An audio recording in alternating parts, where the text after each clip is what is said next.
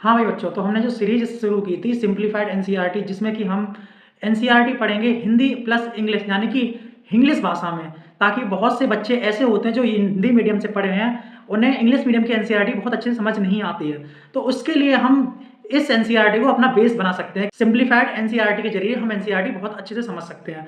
तो ये simplified NCERT लिखी हुई है डॉक्टर दिलीप गंगवार सर के द्वारा। तो हम इस सीरीज का चैप्टर नंबर 2 स्टार्ट करने वाले ह्यूमन रिप्रोडक्शन। इससे पहले हमने sexual reproduction in flowering plants को खत्म कर दिया है। अगर आपने वो लेक्चर नहीं देखा तो आप प्लेलिस्ट में जाके लेक्चर देख सकते हैं। इससे पहले और हमने एक सीरीज स्टार्ट की है एमसीक्यू फिंगर टिप्स की, तो वो भी आप लगा सकते हैं। एमसीक्यू प्रैक्टिस के लिए सबसे बेस्ट बुक जो मानी जाती है वो फिंगर टिप्स ही है, तो उसके लिए भी आप वो सीरीज देख सकते हैं और अच्छे से अपनी पढ़ाई कर सकते हैं। तो हम ह्यूमन रिप्रोडक्शन को शुरू करते हैं रीडिंग। मेल रिप्रोडक्टिव सिस्टम कहाँ होता है? पेल्विक रीजन में होता है। इसमें 1 पेयर टेस्टिस, ठीक है, एसेसरी डक्ट्स, ग्लैंड्स और एक्सटर्नल जेनिटेलिया पाए जाते हैं। शरीर में टेस्टिस एब्डोमिनल कैविटीज के एक पाउच में रहते हैं, जिसे क्या बोलते हैं हम? स्क्रोटम बोलते हैं। अब स्क्रोटम का काम क्या है बच्चों? स्क्रोटम का काम के ये है कि टेम्परेचर को इंटरनल बॉडी टेम्परेचर से 2.5 डिग्री सेल्सियस कम रखना, जिसकी वजह से क्या हो सके? स्पर्मेटोजेनेसिस हो सके, यानी कि स्पर्म का बनना। अगर हम टेस्टिस के साइज की बात करें तो एडल्ट में ये साइज होता है 4 to 5 सेंटीमीटर लेंथ और 2 to 3 सेंटीमीटर विड्थ होती है इसकी। टेस्टिस ओवल शेप में होता है।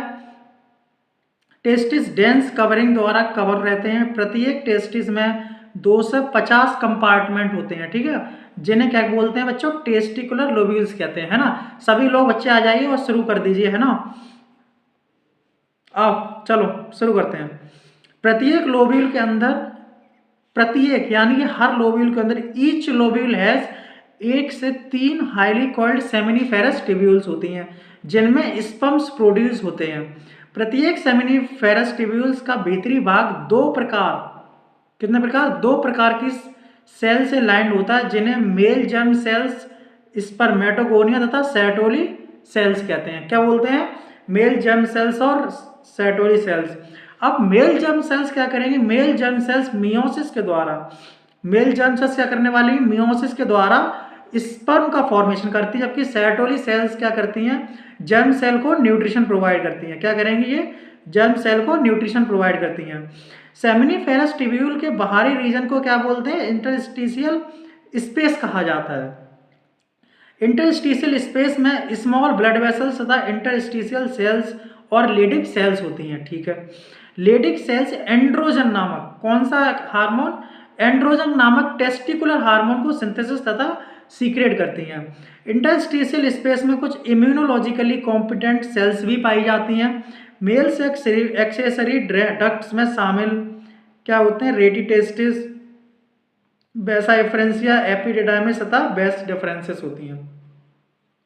टेस्टिस की सेमिनिफेरस ट्यूब्यूल्स रेटी टेस्टिस के माध्यम से बेस एफरेंशिया में खुलती हैं। बेस एफरेंशिया टेस्टिस के निकलकर एपिडिडाइमिस में खुलती है। अब बेस डिफरेंशिया किस में खुलती है? एपिडिडाइमिस में। अरे तुम लोग जो स्पर्म का सीमन का पाथवे होता है कि किस किस रास्ते से आता है, इसे कमेंट बॉक्स में बताओ, ठीक है। तुम्हारे लिए क्वेश्चन है कि पाथवे तुम्हें कमेंट में बताना है। उसके बाद हम बात करेंगे एपिडिडाइमिस प्रत्येक टेस्टिस के पोस्टीरियर सरफेस के अलोंग स्थित होती हैं, ठीक है। एपिडिडाइमिस किस में खुलता है? बास डिफरेंसेस में खुलता है एपिडिडाइमिस। बास डिफरेंसेस में एब्डोमेन की और ऊपर जाती है, यूरिनरी ब्लैडर के ऊपर और लूप बनाती है। बेस डिफरेंसेस में सेमिनल वेसिकल से एक डक्ट आती है तथा यूरेथ्रा में इजैकुलेटरी डक्ट के रूप में खुलती है। ये डक्ट टेस्टिस से प्राप्त स्पर्म को स्टोर तथा यूरेथ्रा के द्वारा बाहर इनको ट्रांसफर किया जाता है, ठीक है। यूरेथ्रा यूरिनरी ब्लैडर से निकलती है तथा पेनिस के अंदर से गुजरकर बाहर एक छिद्र के रूप से खुलती है, जिसे क्या बोलते हैं बेटा? यूरेथ्रल मीएटस कहते हैं। अब पेनिस को मेल एक्सटर्नल जेनेटिया बोलेंगे, ठीक है। मेल एक्सटर्नल जेनेटिया क्या बोलेंगे? पेनिस को। पीनस स्पेशल टिश्यू से बना होता है, जो पेनिस को इरेक्शन में सहायता प्रदान कर इंसेमिनेशन में हेल्पफुल होता है, ठीक है। इंसेमिनेशन की डेफिनेशन क्या है? इंसेमिनेशन इंसेमिनेशन की डेफिनेशन क्या है, कमेंट बॉक्स में सारे बच्चे बताएंगे। ठीक है, इंसेमिनेशन की डेफिनेशन बच्चे समझते हैं इंसेमिनेशन क्या होता है, तो आप मुझे कमेंट बताओ। पेनिस के एनलार्ज एंड को क्या बोलते हैं, ग्लांस पेनिस। आगे जो एनलार्ज एंड होता है उसे क्या बोलेंगे, ग्लांस पेनिस बोलेंगे। जो स्किन के एक लूज फोल्ड से ढका होता है उस स्किन को क्या बोलते हैं, प्रीफ्यूज कहते हैं। ठीक है, अब हम पढ़ेंगे male accessory duct, sorry male accessory gland पढ़ेंगे। इसमें क्या होता है, 1 pair seminal vesicle, 1 prostate, 1 pair bulbourethral glands पाई जाती हैं। इन ग्लैंड्स का सीक्रेशन सेमाइनल प्लाज्मा का निर्माण करता है। सेमाइनल प्लाज्मा में क्या बोलते हैं, क्या क्या होगा, फ्रक्टोज, कैल्शियम और एंजाइम्स पाए जाएंगे। बल्बो यूरेथ्रल ग्लैंड का सीक्रेशन पेनिस के लुब्रिकेशन में हेल्पफुल होता है। ठीक, अब ये हमारा मेल रिप्रोडक्टिव सिस्टम है और ये हमारा फीमेल रिप्रोडक्टिव सिस्टम है। ये हमारा मेल रिप्रोडक्टिव सिस्टम है और ये हमारा फीमेल रिप्रोडक्टिव सिस्टम है। सॉरी, दोनों मेल ही है। ये male pelvis showing reproductive system है और ये क्या है, ये डायग्रामेटिक में मेल रिप्रोडक्टिव सिस्टम, ये part of testis is open to show inner details. Sorry, male ही है, फीमेल नहीं है। ठीक है, अगर हम बात करेंगे सेमिनस फेरस टिब्यूल्स के बारे में, तो ये डायग्रामेटिक सेक्शन है सेमिनिफेरस टिब्यूल्स का। इसमें क्या हो, इंटरस्टिशियल सेल्स हैं, ये स्पर्मेटोगोनिया है, स्पर्मेटोजोआ है। ठीक है, और ये सेटोली सेल्स है जो कि हेल्प करेंगे, न्यूट्रिशन का काम करती हैं मेल जर्म सेल्स के लिए। अब स्टार्ट करते हैं फीमेल रिप्रोडक्टिव सिस्टम। इस चैप्टर में जो टफ है, सबसे ज्यादा टफ है, वो है oogenesis। फीमेल रिप्रोडक्टिव सिस्टम है, जो oogenesis सबसे टफ है। अगर आप लोग कहेंगे कमेंट बॉक्स में मैसेज करेंगे तो मैं oogenesis का एक अलग से लेक्चर ले लूंगा। ठीक है, oogenesis, क्योंकि अगर इस चैप्टर में सबसे टफ टॉपिक की बात करिए तो वो oogenesis ही है। अब स्टार्ट करते थे फीमेल रिप्रोडक्टिव सिस्टम। इसमें एक पेयर ओवरी होती हैं, 1 पेयर ओविडक्ट होंगे, एक यूरेटर, सर्विक्स, वेजाइना तथा एक्सटर्नल जेनिटेलिया शामिल है होते हैं जो पेल्विक रीजन में होते हैं। ठीक है ना, बताया था ना पेल्विक रीजन क्या होता है। पेल्विक रीजन रिप्रोडक्टिव सिस्टम के ये सभी भाग 1 पेयर मेमरी ग्लैंड के साथ स्ट्रक्चरली तथा फंक्शनली इंटीग्रेटेड रहते हैं, जिनके फलस्वरूप ovulation, fertilisation, pregnancy, child birth and child care भी शामिल होती है। चाइल्ड केयर में सहायता मिलती है। ओवरीज फीमेल के प्राइमरी सेक्स ऑर्गन है, मेल के प्राइमरी सेक्स ऑर्गन कौन है, टेस्टिस। जो फीमेल गैमीट्स ओवम कई steroid hormone, ovarian hormones produce करते हैं।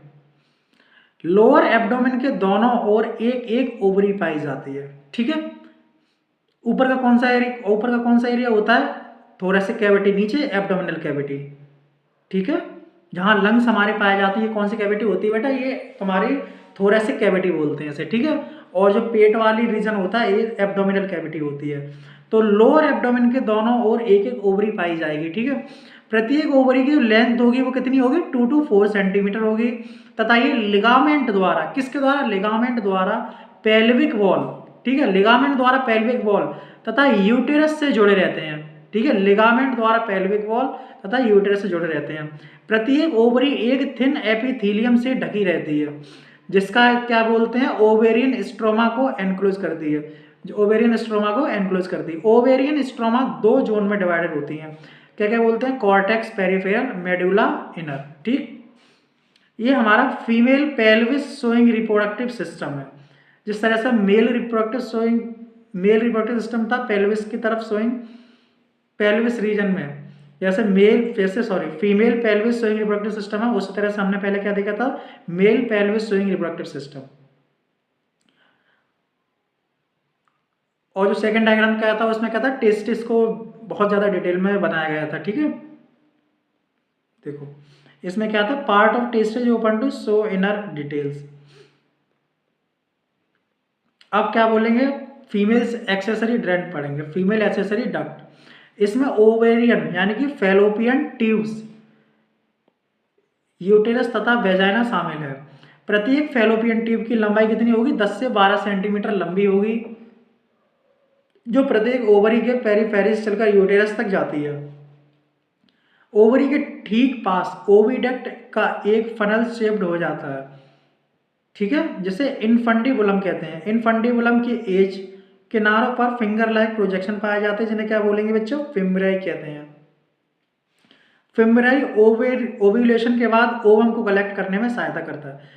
किसको क्या करता है, ओवम को कलेक्ट करने में सहायता करता है। इनफंडिबुलम आगे चलकर ओविडक्ट के एक वाइडर पार्ट में खुलता है, जैसे क्या बोलते हैं, एम्प्यूला कहते हैं। ओविडक्ट का लास्ट पार्ट क्या होगा बेटा, इस्थमस होगा। इसमें एक नैरो ल्यूमन होती है जो यूटेरस को जोड़ती है। ये हमारा कौन सा डायग्राम है, ये sectional view of reproductive system है, वो पेल्विस व्यू था, ठीक है, ये sectional view of female reproductive system है। ये कौन सा व्यू था, क्या था, ये पेल्विस शोइंग रिप्रोडक्टिव सिस्टम था फीमेल का, और ये क्या है, सेक्शनल व्यू है।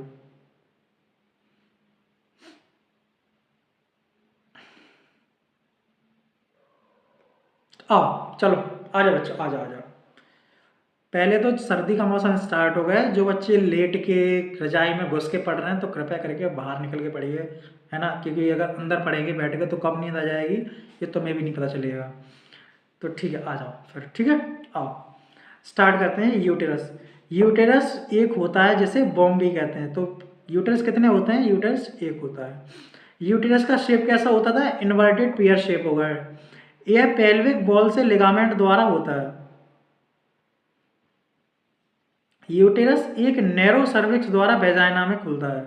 सर्व किसमें खुलेगा, यूटेरस एक नैरो सर्विक्स द्वारा किसमें खुलेगा, वेजाइना में, वेजाइना से ओपनिंग होती है इसकी। सर्विक्स की कैविटी को क्या बोलेंगे, सर्वाइकल कैनाल बोलेंगे। सर्वाइकल कैनाल वेजाइना के साथ मिलकर क्या बनाएगा, बर्थ कैनाल बनाएगा।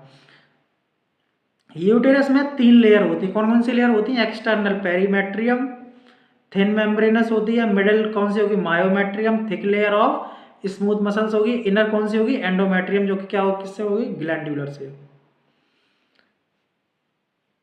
अब एंडोमेट्रियम की बात करें तो यूटेराइन कैविटी को लैंड करती है, ठीक है। मेंस्ट्रुअल साइकिल के दौरान यूटेरस की एंडोमेट्रियम में साइक्लिकल चेंजेस होते हैं। किसमें साइक्लिकल चेंजेस होते हैं, मेंस्ट्रुएशन के दौरान एंडोमेट्रियम में। डिलीवरी के समय बॉडी में स्ट्रॉन्ग कॉन्ट्रैक्शन कौन करता है, मायोमेट्रियम करती है। Female external genitalia, colour change कर लेते हैं, सही है, ठीक, हाँ, फीमेल एक्सटर्नल जेनेटेलिया।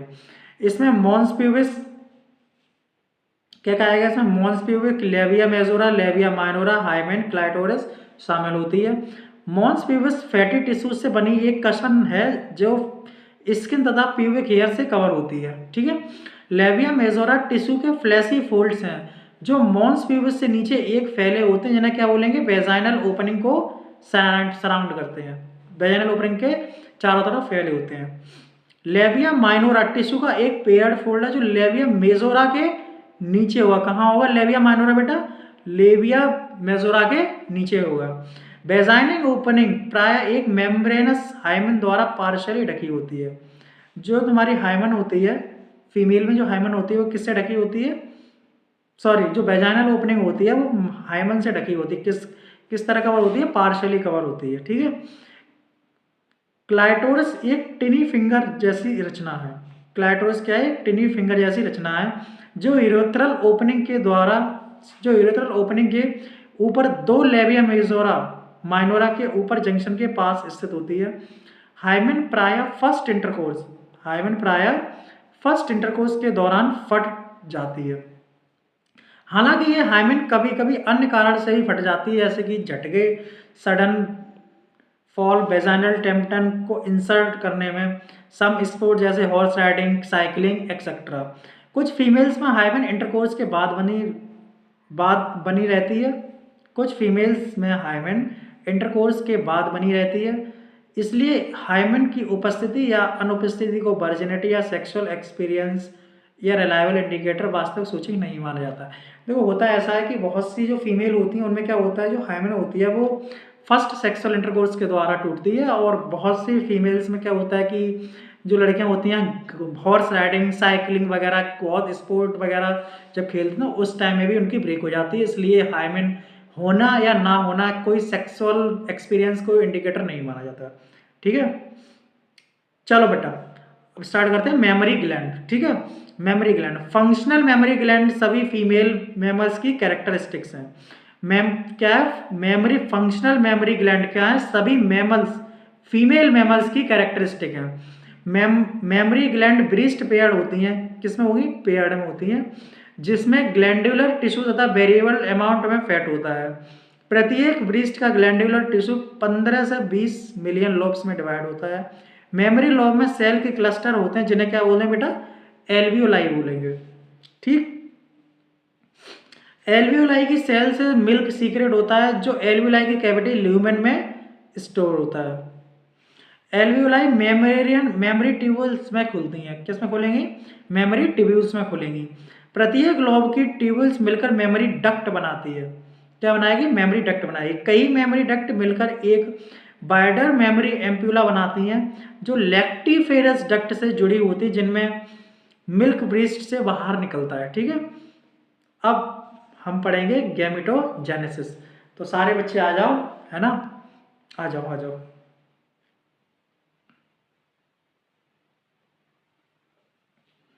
गैमेटोजेनेसिस पढ़ेंगे हम, ठीक है।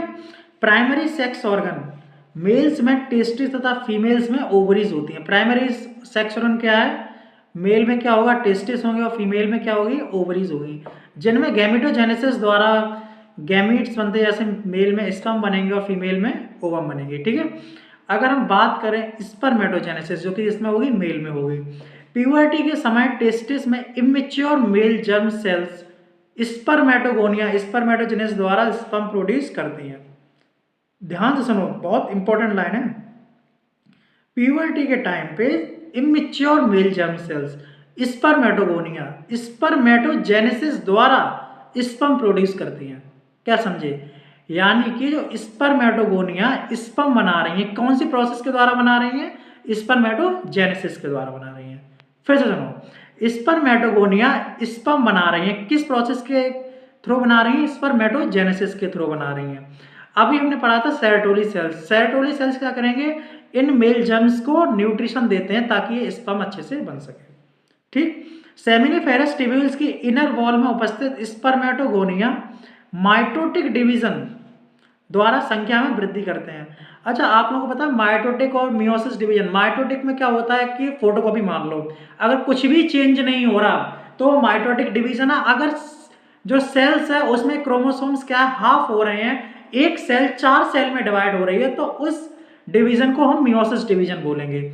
आप सिंपल से याद रखिए, अगर हाफ हो रहा है तो वो हो गया मियोसिस डिवीजन, लेकिन अगर कुछ भी चेंज नहीं हो रहा, अगर चेंज कुछ भी नहीं हो रहा तो माइटोटिक डिवीजन होगा, ठीक है बेटा। प्रत्येक स्पर्मेटोगोनियम डिप्लॉयड होता है, उसमें 45 क्रोमोसोम्स होते हैं, ठीक है। अभी स्पर्मेटोगोनियम की बात कर रहा है, प्रत्येक स्पर्मेटोगोनियम डिप्लॉयड होता है, ठीक है। स्पर्म क्या होंगे, स्पर्म हैप्लॉयड होंगे। स्पर्म की प्लॉयडी कौन सी होगी, हैप्लॉयड होगी। स्पर्मेटोगोनियम की बात कर रहा है, ये डिप्लॉयड होता है, इसमें 45 क्रोमोसोम्स होते हैं, ठीक है। लेकिन स्पर्म क्या होंगे, स्पर्म हैप्लॉयड होगा, ठीक है, याद रखियो। स्पर्म क्या है, स्पर्म की प्लॉयडी क्या होगी, एन होगी, ये 2n नहीं होगी। हाँ, तो कुछ स्पर्मेटोगोनिया में समय समय पर मियोसिस होती है, जिनको प्राइमरी स्पर्मेटोसाइट्स कहते हैं, ठीक है। कुछ सम लिखा है, कुछ प्राइमरी स्पर्मेटोसाइट्स प्रथम मियोटिक डिवीजन पूरा करके 2 इक्वल हैप्लॉइड सेल्स बनाते हैं, जिन्हें सेकेंडरी स्पर्मेटोसाइट्स कहते हैं। सेकेंडरी स्पर्मेटोसाइट्स में क्रोमोसोम्स की संख्या कितनी होती है, 23 होती है। सेकेंडरी स्पर्मेटोसाइट्स में सेकेंड मियोटिक डिवीजन, कौन सा meiotic division, second meiotic division में के बाद 4 इक्वल हैप्लॉइड स्पर्मेटिड्स बनते हैं। स्पर्मेटिड्स का स्पर्मेटोजोआ स्पर्म्स में ट्रांसफॉर्म होना स्पर्मियोजेनेसिस कहलाता है, ठीक है। अब ये 2-3 स्टेप हैं, आप इसे पाथवे तरह से बना सकते हो कि पहले क्या हो रहा है, फिर क्या बनना है, फिर क्या बनना है, फिर क्या बनना है। यानी कि जो स्पर्म का प्रोडक्शन है वो सीरीज में, पूरा सीरीज बना के रखिए कि पहले क्या बनेगा, फिर क्या होगा, फिर क्या होगा, फिर क्या होगा, फिर फाइनली हमारा स्पर्म बनेगा, ठीक है। स्पर्मेटिड्स का स्पर्मेटोजोआ यानी कि स्पर्म्स में ट्रांसफॉर्म होना क्या बोला जाएगा, स्पर्मियोजेनेसिस कहलाता है।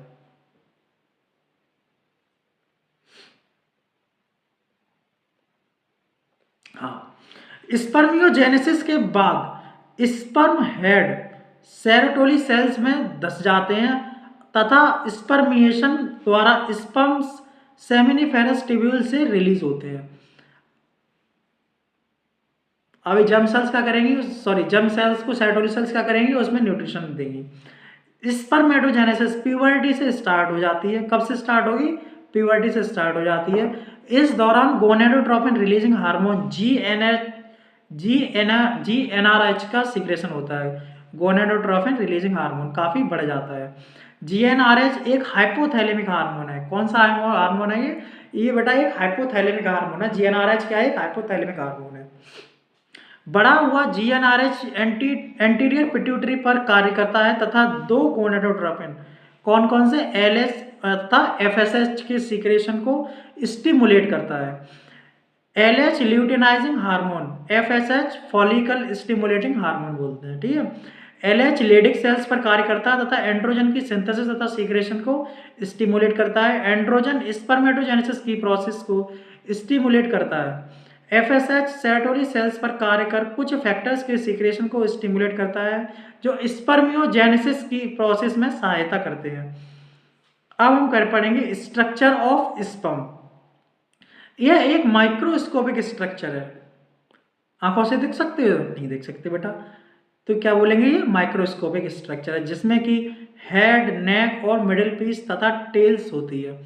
स्पर्म की पूरी बॉडी एक प्लाज्मा मेम्ब्रेन द्वारा एनवेलप होती है। किसके द्वारा, प्लाज्मा मेम्ब्रेन द्वारा एनवेलप होती है, हेड। अब हेड के बारे में पढ़ेंगे। स्पर्म के हेड में एक इलोंगेटेड हैप्लॉइड न्यूक्लियस होता है। आओ आ जाओ फिर। बहुत से बच्चे मुझे लग रहा है सो गए हैं यहाँ, है ना। क्या बात है भाई, वीडियो को लाइक वाइक मार दिया करो, अच्छी लगे तो, है ना। यहाँ तक आ गए हो, देख रहे हो तो लाइक वाइक भी कर दिया करो, भाई का थोड़ा चैनल प्रमोट हो, है ना। वीडियो को लाइक वाइक कर दो, अपने दोस्तों के साथ शेयर कर दो। जो बच्चे हिंदी में कंफर्टेबल हैं, इंग्लिश में टोटली इंग्लिश उन्हें नहीं समझ आती है, तो उन लोगों को इस चैनल का लिंक भेज दिया करो, है ना। चलो ठीक है, आओ अपनी पढ़ाई करो। हेड, हेड को क्या बोलेंगे, स्पर्म के हेड में एक इलोंगेटेड हैप्लॉइड न्यूक्लियस होता है। हेड का एंटीरियर पोर्शन एक कैप लाइक स्ट्रक्चर द्वारा कवर होता है, जिसे क्या बोलते हैं बेटा, एक्रोसोम बोलेंगे। एक्रोसोम में फर्टिलाइजेशन में सहायता करने वाले एंजाइम्स पाए जाते हैं। मिडिल पीस, स्पर्म के मिडिल पीस में कई माइटोकॉन्ड्रिया होते हैं जो टेल को मूवमेंट के लिए एनर्जी प्रोवाइड करते हैं, जिसके कारण स्पर्म को फर्टिलाइजेशन करने में के लिए आवश्यक मोटिलिटी प्रदान करना आसान हो जाता है। एक कॉइटस के दौरान मेल लगभग 200 से 300 मिलियन स्पर्म इजैक्यूलेट करता है, ठीक है। नॉर्मल फर्टिलिटी के लिए लगभग 60% स्पर्म निश्चित रूप से नॉर्मल शेप तथा साइज वाले होने चाहिए।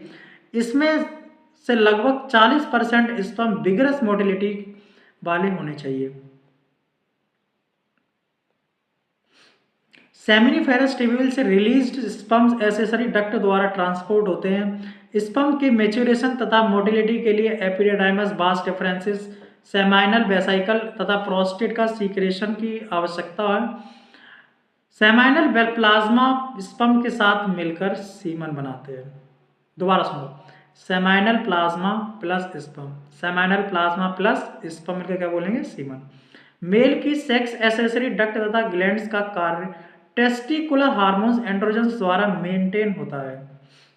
अब बेटा ये सबसे टफ टॉपिक जो है oogenesis का है। oogenesis को वास्तव में जितना टाइम हम लोगों को 1 घंटे में हमें चैप्टर पूरा कराना है, तो चांस पॉसिबल ही नहीं है कि हम आपको oogenesis बहुत अच्छे से समझा पाएँ। oogenesis एक कॉम्प्लिकेट टॉपिक है, तो हम इसमें पढ़ देंगे, बाकी आप समझ पाते तो ठीक है, पर ना आप लोग बताइए, कमेंट करिए, तो मैं एक एक्स्ट्रा वीडियो, है ना, एक एक्स्ट्रा वीडियो oogenesis पे डिटेल में बना दूंगा 15-20 मिनट की, जिसमें आप oogenesis को बहुत अच्छे से समझ पाएंगे, कभी नहीं भूलेंगे आप। चलो अभी रीड कर लेते हैं। एक मैच्योर फीमेल गैमीट बनने के प्रोसेस को oogenesis कहते हैं, जो तथा यह स्पर्मेटोजेनेसिस से स्पष्ट रूप से अलग है, क्योंकि स्पर्मेटोजेनेसिस का जो स्टार्टिंग है वो स्टार्ट होने लगती है लगभग प्यूबर्टी की एज से, लेकिन इसका तो अलग ही है, ये एम्ब्रियोनिक एज से स्टार्ट होती है, एम्ब्रियोनिक टाइम से ओवम का बनना स्टार्ट होता है, ठीक। परंतु oogenesis की शुरुआत एम्ब्रियोनिक डेवलपमेंट के दौरान होता है, वही बताया ना। तथा फीटल प्रत्येक ओवरी में 2 से 2 मिलियन, कितने, 2 million gamete mother cell oogonia बनाते हैं, ऊगोनिया बनते हैं। बर्थ के बाद ऊगोनिया ना तो फॉर्म होते हैं ना ही ऐड होते हैं। बर्थ के बाद ऊगोनिया नहीं बनते बेटा। इन सेल्स में डिवीजन शुरू हो जाता है तथा मियोसिस के प्रोफेज 1 में प्रवेश कर टेम्परली अरेस्ट हो जाता है। किसमें हो जाएगा? मियोसिस के प्रोफेज 1, कौन सा? प्रोफेज 1 में टेम्परली अरेस्ट हो जाती है, जिन्हें प्राइमरी oocyte कहते हैं। तो अब एक बात ध्यान रखना, जो एम्ब्रियोनिक स्टेज में जो प्रोफेज 1 के टाइम पे मियोसिस 1 के प्रोफेज 1 में जो अरेस्ट हो गए उसे क्या बोलेंगे? प्राइमरी oocyte कहेंगे। ठीक है। प्रत्येक प्राइमरी oocyte ग्रेन्युलोसा की सेल्स एक लेयर द्वारा घिर जाती है, जिन्हें क्या बोलेंगे? प्राइमरी फॉलिकल्स कहते हैं। प्राइमरी फॉलिकल्स का एक बड़ा अमाउंट बर्थ से प्यूबर्टी तक नष्ट हो जाता है। यानी कि जो एम्ब्रियोनिक डेवलपमेंट के दौरान oogonia बने हैं, वो जब तक लड़की में, जब तक फीमेल में प्यूबर्टी की एज आती है, उस टाइम तक तो काफ़ी oogonia खत्म हो जाते हैं। ठीक है। प्यूबर्टी के समय प्रत्येक केवल 60,000 से 80,000 प्राइमरी फॉलिकल्स बचते हैं। ये प्राइमरी फॉलिकल्स ग्रेन्युलोसा की सेल्स की ओर अधिक लेयर द्वारा घिर जाते हैं, जिन्हें क्या बोलेंगे? सेकेंडरी फॉलिकल्स कहते हैं। सेकेंडरी फॉलिकल्स शीघ्र ही टर्शरी फॉलिकल्स में बदल जाते हैं। टर्शरी फॉलिकल्स एक की विशेषता है, इसमें एक फ्लूइड से भरी कैविटी होती है, जिसे क्या बोलेंगे बेटा? एंट्रम कहते हैं। थीका लेयर बाहर की तरफ थीका एक्सटर्ना और अंदर की तरफ थीका इंटरना में ऑर्गेनाइज हो जाती है। टर्सरी फॉलिकल के अंदर प्राइमरी oocyte के साइज में वृद्धि होती है तथा इसका फर्स्ट मियोटिक डिवीजन पूरा हो जाता है। यह डिवीजन अनइक्वल होता है, इसके फलस्वरूप एक लार्ज हैप्लॉइड सेकेंडरी oocyte तथा एक छोटा फर्स्ट पोलर बॉडी बनता है।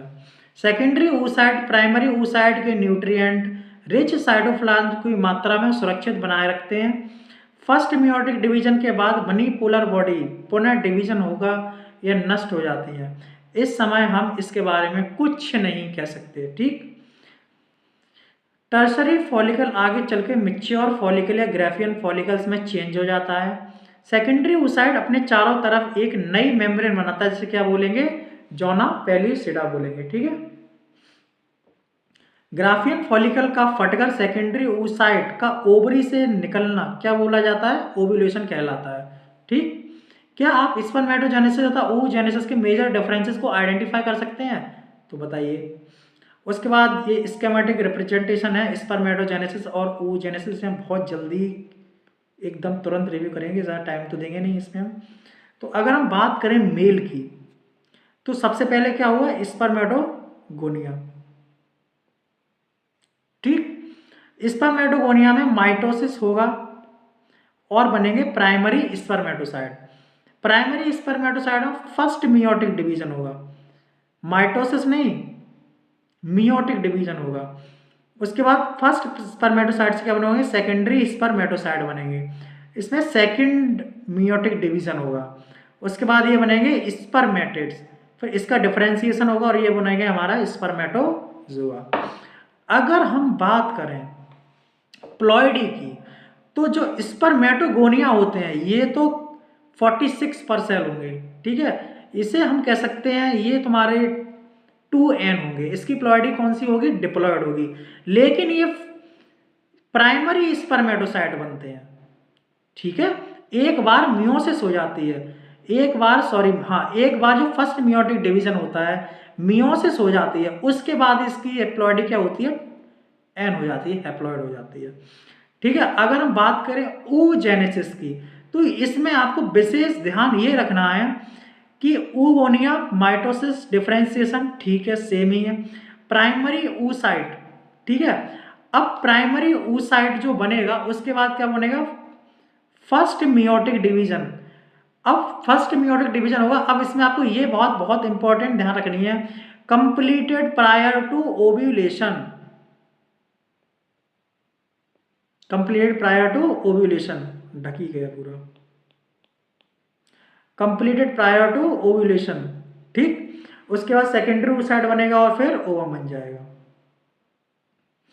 अब ये जो प्राइमरी oocyte बनना है ये फीटल की एज में बनना है, फीटल टाइम में बनना है, ठीक है। और ये फर्स्ट मेयोटिक डिवीजन हो रहा है, ये बर्थ से लेके प्यूबर्टी की एज तक हो रहा है। जो प्राइमरी oocyte बनना है ये एम्ब्रियोनिक स्टेज में हो रहा है, ठीक है। और बर्थ से लेके प्यूबर्टी के फेज में जो कुछ हो रहा है वो सेकेंडरी oocyte तक हो रहा है, ठीक। और एडल्ट लाइफ में क्या बनेगा तुम्हारा, सेकेंडरी oocyte के बाद ओवम वगैरह बन जाएगा। अब हम बात करेंगे मेंस्ट्रुअल साइकिल, मेंस्ट्रुअल साइकिल की, ठीक है। मेंस्ट्रुअल साइकिल तो फीमेल प्राइमेट्स यानी कि monkeys, apps and human beings में रिप्रोडक्टिव साइकिल को मेंस्ट्रुअल साइकिल कहते हैं, ठीक।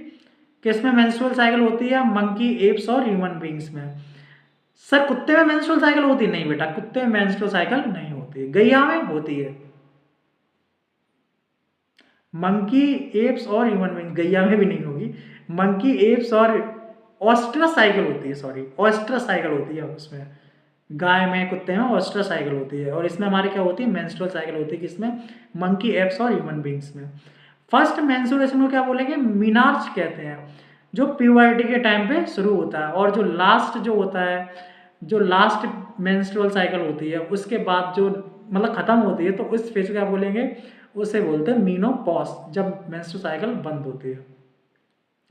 ह्यूमन फीमेल्स में मेंस्ट्रुएशन लगभग 28 से 29 दिन के अंतराल पर रिपीट करती है, इसलिए यह एक मेंस्ट्रुएशन से दूसरे मेंस्ट्रुएशन के बीच की साइक्लिक इवेंट्स को क्या बोलेंगे, मेंस्ट्रुअल साइकिल। ये एक साइक्लिक इवेंट है, ठीक है, मेंस्ट्रुअल साइक्लिक बोलेंगे। प्रत्येक मेंस्ट्रुअल साइकिल के मध्य में एक ओवम रिलीज किया जाता है, इसे क्या बोलते हैं, ओव्यूलेशन बोलेंगे। अब हम मेंस्ट्रुअल साइकिल के फेजेस पढ़ेंगे, तो फर्स्ट फेज है मेंस्ट्रुअल फेज। इसमें मेंस्ट्रुअल फ्लो यानी कि 3 से 5 दिन तक जारी रहता है। मेंस्ट्रुअल फ्लो का कारण यूटेरस की एंडोमेट्रियम लाइन तथा उसकी ब्लड वेसल्स का नष्ट होना, जिससे एक लिक्विड बनता है और वैजाइनल ओपनिंग के द्वारा बाहर निकलता है, ठीक। रिलीज्ड ओवम के फर्टिलाइज ना होने पर मेंस्ट्रुएशन आता है। अब मेंस्ट्रुएशन बेटा क्यों आएगा, कब आएगा, जब release ovum fertilisation, sorry release ovum को रिलीज जो ओवम हुआ है उसका फर्टिलाइजेशन ना हो सके। अगर प्रेगनेंसी हो गई तो मेंस्ट्रुएशन नहीं होगी उस टाइम पे, ठीक है। मेंस्ट्रुएशन का ना आना प्रेगनेंसी का संकेत होता है, वही बात है। यद्यपि मेंस्ट्रुएशन ना आने के मेंस्ट्रुएशन ना आने के कन्या अदर कारण भी हैं, जैसे कि क्या होगा, स्ट्रेस, पुअर हेल्थ, स्ट्रेस और पुअर हेल्थ। सेकंड फेज की अगर बात करें तो वो है फॉलिकुलर फेज। इस फेज के दौरान ओवरी में प्राइमरी फॉलिकल्स वृद्धि करके ग्राफियन फॉलिकल्स में बदल जाएंगे।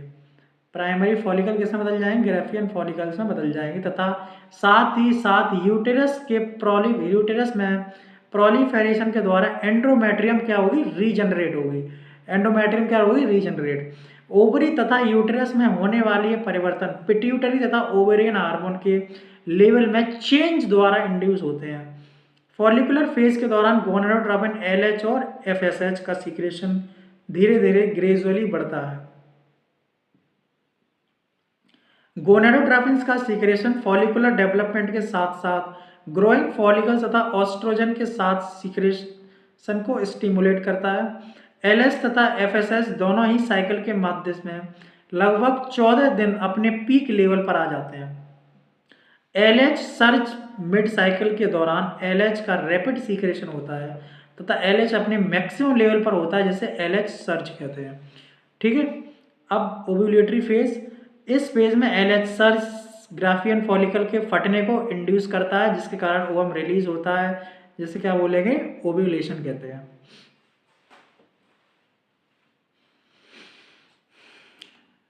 और फिर ल्यूटियल फेज, इस फेज के दौरान ग्राफियन फॉलिकल का बचा हुआ भाग कॉर्पस ल्यूटियम में बदल जाता है। कॉर्पस ल्यूटियम भारी मात्रा में प्रोगेस्टेरॉन का सीक्रेशन करती है, जो एंडोमेट्रियम के मेंटेनेंस के लिए आवश्यक है। एंडोमेट्रियम फर्टिलाइज ओवम के इम्प्लांटेशन तथा प्रेगनेंसी के अन्य इवेंट्स घटनाओं के लिए आवश्यक होती है। प्रेगनेंसी के दौरान मेंस्ट्रुअल साइकिल की सभी इवेंट्स बंद हो जाती हैं, इसलिए मेंस्ट्रुअल साइकिल नहीं होती, बंद हो जाती है, मेंस्ट्रुएशन नहीं होती। फर्टिलाइज ना होने पर कॉर्पस ल्यूटियम नष्ट हो जाती है तथा एंडोमेट्रियम का डिसइंटीग्रेशन कॉज करती है, जिससे फिर से मेंस्ट्रुएशन की नई साइकिल शुरू होती है। फीमेल्स में लगभग 50 साल की एज में मेंस्ट्रुअल साइकिल बंद हो जाती है, इससे क्या बोलेंगे, मीनोपॉज बोलता है, बताया आप लोगों को। Cyclic menstruation normal reproductive phase को इंडिकेट करता है। मीनाज से लेकर मीनोपॉज तक के समय को रिप्रोडक्टिव फेज कहते हैं, ठीक है।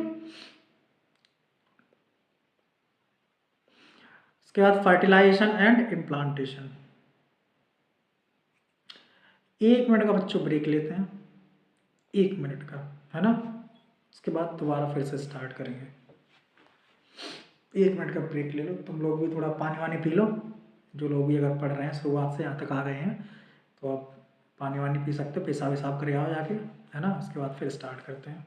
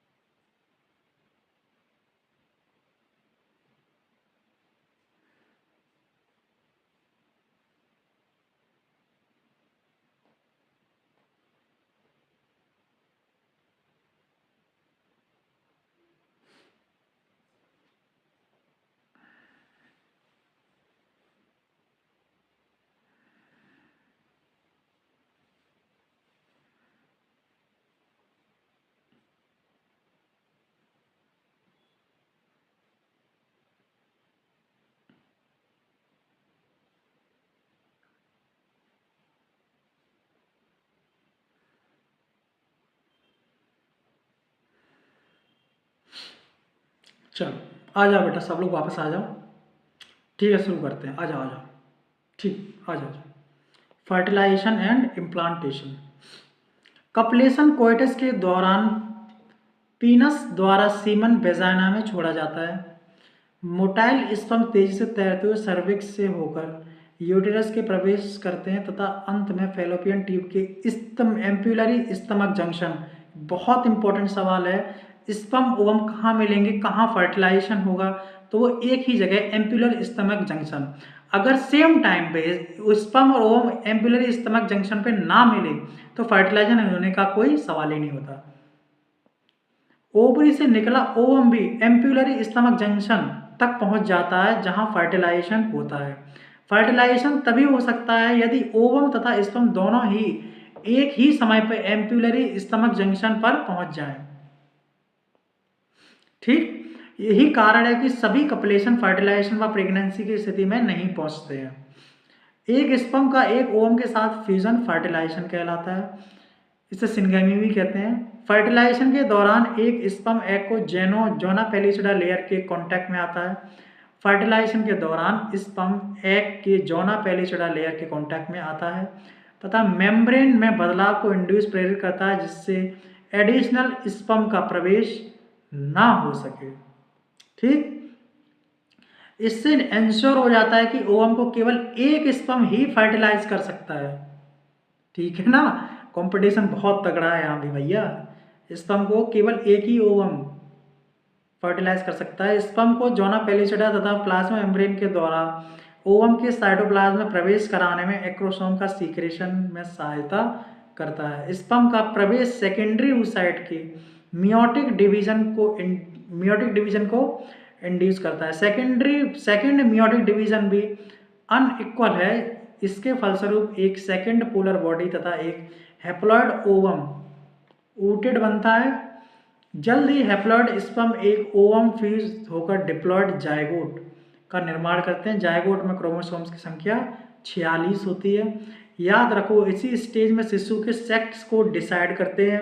फीमेल में क्रोमोसोम्स का पैटर्न XX होता है और मेल में XY होता है, यानी कि फीमेल चाइल्ड बनने के लिए जो कॉम्बिनेशन होता है वो XX होता है तथा मेल चाइल्ड बनने के लिए जो कॉम्बिनेशन होता है वो XY होता है। फीमेल द्वारा बनने वाले हैप्लॉइड ओवम गैमीट में सेक्स क्रोमोसोम X होते हैं, मेल गैमीट स्पर्म में सेक्स क्रोमोसोम X या Y होंगे। इसलिए 50% स्पर्म एक्स क्रोमोसोम्स वाले और 50% इसको 50% क्रोमोसोम्स बाई क्रोमोसोम्स वाले होंगे। इस प्रकार स्पर्म तथा ओवम के फ्यूजन के फलस्वरूप बनने वाले जायगोट में सेक्स क्रोमोसोम की संरचना XX या XY होगी। जायगोट में सेक्स क्रोमोसोम XX और XY यह बात पर निर्भर करता है कि ओवम से फ्यूज होने वाला स्पर्म X है या Y। बेटा इसी चीज पर डिपेंड करेगा कि बच्चा मेल चाइल्ड होगा या फीमेल चाइल्ड होगा। तो कंप्लीटली कंक्लूजन ये है कि अगर मेल बच्चा हो या फीमेल बच्चा हो तो रिस्पॉन्सिबिलिटी मेल की होगी, ना कि फीमेल की, क्योंकि फीमेल ने तो 2 ही सेल रिलीज की थी, दो एक्स ही रिलीज की थी, लेकिन मेल ने ही XY क्रोमोसोम्स रिलीज किए थे। अगर X होगा तो बेबी गर्ल होगी, अगर XY होगा तो बेबी बॉय होगा। तो जो अगर रिस्पॉन्सिबिलिटी की अगर बात करें जेंडर के लिए, तो जेंडर आइडेंटिफिकेशन के लिए जेंडर मेल होगा कि फीमेल बच्चा होगा, अगर इसके लिए अगर रिस्पॉन्सिबल कोई हुआ तो वो मेल होगा। ठीक। XX वाले जायगोट फीमेल बेबी में डेवलप होते तथा जबकि XY वाले जायगोट बेबी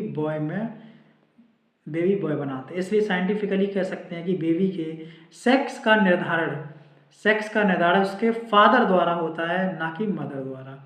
जायगोट जैसे ही स्तमस के यूटेरस की ओर मूव करता है, माइटोटिक डिवीजन शुरू हो जाता है तथा ये 2, 4, 8, 16 डॉटर सेल्स बनाता है, जिसे क्या बोलेंगे, ब्लास्टोमर्स कहते हैं। 8 से 16 ब्लास्टोमर्स वाले एम्ब्रियो को क्या बोलेंगे, मॉर्यूला बोलेंगे। ध्यान रखना बच्चों, 8 से 16 वाले ब्लास्टोमर्स 8 से 16 ब्लास्टोमर्स वाले एम्ब्रियो क्या बोलेंगे, मॉर्यूला कहते हैं। मॉर्यूला लगातार डिवाइड होता है जैसे जैसे यूटेरस की ओर बढ़ता है और ये ब्लास्टोसिस्ट में चेंज हो जाता है। ब्लास्टोसिस्ट में ब्लास्टोमेयर आउटर लेयर में अरेंज होता है, जो उन्हें ट्रोपोब्लास्ट कहते हैं।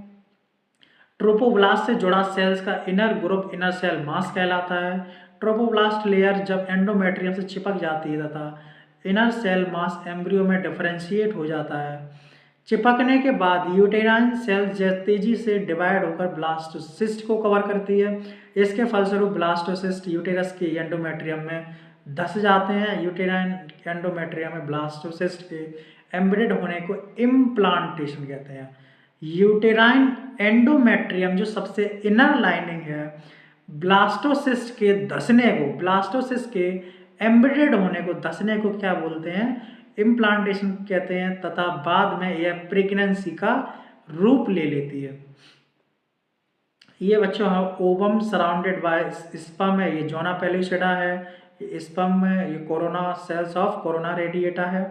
उसके बाद अगर ये है transport of ovum, fertilisation and passage of embryonic development. अगर तुम बात करोगे फर्स्ट डे की तो क्या होगा, polar body, first cleavage division. और अगर सेकेंड डे की 2 सेल स्टेज पे क्या बोलेगा, ब्लास्टोमर। 4 सेल स्टेज पे भी ब्लास्टोमर 1 से 4 सेल डिवाइड हो रही हैं। उसके बाद ये मोर्यूला बन जाएगा। तीसरे दिन चौथे दिन एडवांस मोर्यूला बन जाएगा और छठे दिन तुम्हारा क्या बनेगा, ट्रोपोब्लास्ट बन जाएगा। ठीक। और 7 से 10 दिन के अंदर इम्प्लांटेशन इन यूटेरन बायो, 7 से 10 दिन के अंदर क्या हो जाएगा बेटा, इम्प्लांटेशन हो जाएगा और प्रेगनेंसी स्टार्ट हो जाएगी।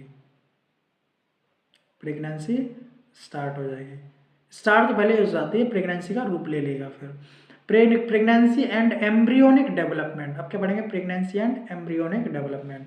इम्प्लांटेशन के बाद ट्रोपोब्लास्ट पर फिंगर जैसे प्रोजेक्शन बनते हैं जिसे कोरियोनिक बिलाई कहते हैं, जो यूटेराइन टिश्यू एवं मैटरनल द्वारा घिरे रहते हैं। कोरियोनिक बिलाई तथा यूटेराइन टिश्यू एक दूसरे के साथ इंटरडिजिटेट होकर प्लेसेंटा का निर्माण करते हैं।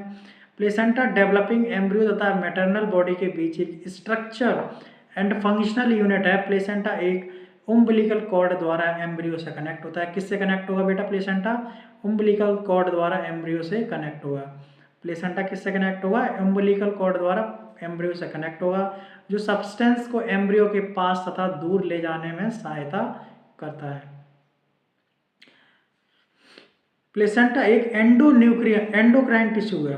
प्लेसेंटा क्या है, एक एंडोक्राइन टिश्यू की तरह कार्य करता है जो कई हार्मोन्स को प्रोड्यूस करता है, जैसे कि हार्मोन्स के नाम क्या क्या है, HCG gonadotropin, HCG human chorionic gonadotropin. बहुत से आप लोगों को पता होगा जो प्रेगनेंसी चेक करने के लिए जो किट आती है, तो उस किट में जो फीमेल यूरिन निकालती है, यूरिन करती है मॉर्निंग के टाइम में, तो अक्सर उसमें कहा जाता है कि वो चेक मॉर्निंग के टाइम में करे, क्योंकि HCG का जो HCG हार्मोन है वो नाइट में, HCG का हार्मोन है वो मॉर्निंग में ज़्यादा होता है ब्लड में, सॉरी यूरिन में। HCG हार्मोन है जो यूरिन में मॉर्निंग के टाइम पे ज़्यादा होता है, तो उसी टाइम कहा जाता है कि जो किट से चेक करिएगा वो मॉर्निंग में फीमेल करने की, तो बहुत सही से और सब एकदम क्लियर रिजल्ट आता है कि फीमेल प्रेगनेंसी है फीमेल को या प्रेगनेंसी नहीं है। ठीक। Human placental lactogen, HPL, oestrogen, progestogen et cetera. Pregnancy के लेटर स्टेज में ओवरी द्वारा भी रिलैक्सिन, कौन सा, ओवरी द्वारा रिलैक्सिन नामक हार्मोन सीक्रेट किया जाता है। याद रखें HCG, HPL तथा रिलैक्सिन हार्मोन केवल प्रेगनेंसी के दौरान ही निकलेगा। HCG, HPL और रिलैक्सिन हार्मोन केवल प्रेगनेंसी के दौरान ही निकलेगा। प्रेगनेंसी के दौरान मां के ब्लड में एस्ट्रोजन, प्रोगेस्ट्रोजन, कॉर्टिसोल, प्रोलैक्टिन, थायरॉक्सिन जैसे हार्मोन्स की मात्रा कई गुना बढ़ जाती है। इन हार्मोन्स का बढ़ना फीटल ग्रोथ में मां के मेटाबॉलिक चेंजेस तथा प्रेगनेंसी को मेंटेन करने के लिए आवश्यक है। इम्प्लांटेशन के तुरंत बाद inner cell mass embryo differentiate होकर एक्टोडर्म आउटर लेयर और एंडोडर्म इनर लेयर बनाता है। इस एक्टोडर्म तथा एंडोडर्म के मध्य जल्द ही मेसोडर्म बन जाता है। ये तीनों लेयर एडल्ट में सभी टिश्यू ऑर्गन्स का निर्माण करती हैं। यहाँ ये उल्लेख करना आवश्यक है कि इनर सेल मास में स्टेम सेल्स पाई जाती हैं जिनमें सभी टिश्यूज तथा ऑर्गन्स को बचाने की क्षमता होती है, ऑर्गन्स को बनाने की क्षमता होती है। ह्यूमन में प्रेगनेंसी 9 महीने की होती है, डॉग में 58 से 65 दिन, कैट में 9 से 10 वीक, एलिफेंट में 8 से 22 वीक और ह्यूमन फीमेल में 9th मंथ। ह्यूमन बींग्स में 1 मंथ की प्रेगनेंसी के बाद एम्ब्रियो का हार्ट बन जाता है। स्टेथोस्कोप किससे सुनेंगे, स्टेथोस्कोप से हार्ट बीट को सुनकर ग्रोइंग फीटस के फर्स्ट साइन को नोटिस कर सकते हैं। प्रेगनेंसी के सेकेंड मंथ में, किस मंथ में, सेकेंड मंथ में के अंत में, सेकेंड मंथ के लास्ट तक फीटस के लिम्ब तथा डिजिट्स बन जाते हैं। 12 वीक और first trimester, 12 week 12 divided by 4 12 divided by 4 यानी कि 3 महीने में। ठीक है,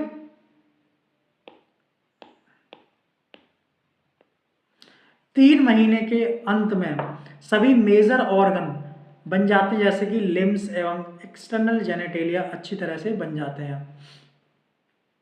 5th मंथ के दौरान फर्स्ट फीटल मूवमेंट, क्विकनिंग तथा हेड पर बाल आ जाते हैं। लगभग 24 वीक, सेकेंड ट्राइमेस्टर अगर हम बात करें 24 वीक यानी कि 6 महीने के बाद पूरे शरीर पर फाइन हेयर निकल आते हैं, आईलेड अलग अलग हो जाती हैं तथा आईलैशेस बन जाते हैं। प्रेगनेंसी के 9 मंथ के अंत तक फीटस पूरी तरह डेवलप हो जाता है तथा डिलीवरी के लिए तैयार हो जाता है। The human foetus with the uterus. ठीक। Parturition and lactation. Human pregnancy का एवरेज ड्यूरेशन 9 मंथ होता है, गेस्टेशन पीरियड कहते हैं जिसे। प्रेगनेंसी के अंत में यूटेरस के बिगरस कॉन्ट्रैक्शन के कारण फीटस बाहर निकलता है। फीटस के डिलीवरी की इस प्रोसेस को क्या बोलते हैं, पार्चुरेशन बोलते हैं। पार्चुरेशन एक कॉम्प्लेक्स न्यूरो एंडोक्राइन मैकेनिज्म द्वारा इंड्यूस होता है। ये सिग्नल पार्चुरेशन के लिए सिग्नल्स फुली डेवलप्ड फीटस तथा प्लेसेंटा से उत्पन्न होते हैं। ये सिग्नल्स माइल्ड यूटेराइन कॉन्ट्रैक्शन को इंड्यूस करते हैं जिन्हें फीटल इजेक्शन रिफ्लेक्स कहते हैं। यह रिफ्लेक्स मैटरनल पिट्यूटरी से ऑक्सीटोसिन के रिलीज को ट्रिगर करता है। किसके, ऑक्सीटोसिन। ऑक्सीटोसिन यूटेराइन मसल पर कार्य करता है जिसके कारण तेजी से यूटेराइन कॉन्ट्रैक्शन होने लगते हैं। ये कॉन्ट्रैक्शन पुनः ऑक्सीटोसिन का सीक्रेशन को स्टिमुलेट करते हैं। यूटेराइन कॉन्ट्रैक्शन तथा ऑक्सीटोसिन सीक्रेशन के बीच लगातार स्टिमुलेटरी रिफ्लेक्स के कारण यह कॉन्ट्रैक्शन तेज होता है, इससे फीटस बर्थ कैनाल द्वारा यूटेरस से बाहर आ जाता है। फीटस के जन्म के तुरंत बाद प्लेसेंटा भी यूटेरस से बाहर आ जाता है। डॉक्टर्स डिलीवरी को इंड्यूस करने के लिए कौन सा इंजेक्शन देते हैं? तो सिंपल सी बात है, ऑक्सीटोसिन। प्रेगनेंसी के दौरान मेमोरी ग्लैंड में डिफरेंशिएशन होता है तथा प्रेगनेंसी के अंत में इनमें मिल्क प्रोड्यूस होता है, इससे क्या बोलते हैं? लैक्टेशन। मदर मिल्क न्यूबॉर्न बच्चे की फीडिंग में सहायता करता है। लैक्टेशन के शुरुआती कुछ दिनों तक निकलने वाले मिल्क को कोलेस्ट्रम बोलते हैं, जो कि येलो कलर का होता है। कोलेस्ट्रम में कई प्रकार की एंटीबॉडीज होती हैं जो न्यूबॉर्न बेबीज में रेसिस्टेंस विकसित करने के लिए बहुत आवश्यक होती हैं। एक हेल्दी बेबी बनाने के लिए डॉक्टर इन्फेंट के शुरुआती पीरियड में ब्रेस्ट फीडिंग की सलाह देते हैं। तो बच्चों, हमने आज ह्यूमन रिप्रोडक्शन कंप्लीट कर लिया है। ठीक, हमने ह्यूमन रिप्रोडक्शन कंप्लीट कर लिया है। तो नेक्स्ट चैप्टर इस सीरीज का होगा हमारा रिप्रोडक्टिव हेल्थ। ठीक।